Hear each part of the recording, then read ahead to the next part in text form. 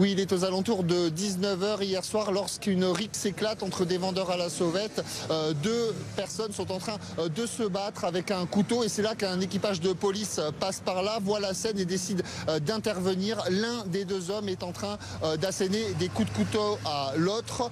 C'est là qu'un des policiers est contraint de sortir son arme et de faire feu à une reprise en tirant dans la jambe d'un de ces vendeurs, celui qui est en train de donner les coups de couteau. En témoignent encore les traces de sang qui sont encore visibles aujourd'hui dans les rues de Pantin. Ces deux hommes vont ensuite être pris en charge rapidement par les services de secours avec un pronostic vital non engagé. Ils seront d'ailleurs pris en charge à l'intérieur de cette pharmacie située juste en face, cette pharmacie qui va se transformer provisoirement en hôpital de fortune. Alors le problème des vendeurs à la sauvette ici, il n'est pas récent. Ça fait bien longtemps que les commerçants et les riverains alertent les pouvoirs publics face à ce fléau, puisqu'ils gangrènent carrément le quartier. Ils sont présents toute la journée. Les commerçants d'ailleurs qui alertent sur la montée grandissante du nombre de vendeurs. Écoutez d'ailleurs le patron de la pharmacie qui a pris en charge les blessés.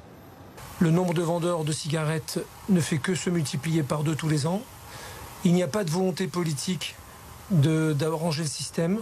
On nous promet des choses, malheureusement rien ne vient. Ma pharmacie s'est transformée en hôpital de guerre, avec une dizaine de médecins, une dizaine de pompiers, avec un système de réanimation.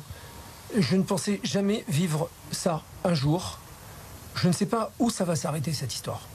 Un problème difficile à régler pour les forces de l'ordre aussi, car comme l'explique la préfecture de police, une fois que les opérations sont menées sur place, les vendeurs reviennent immédiatement. Depuis mars 2022, il y a eu près de 730 interpellations sur le secteur concernant la délinquance.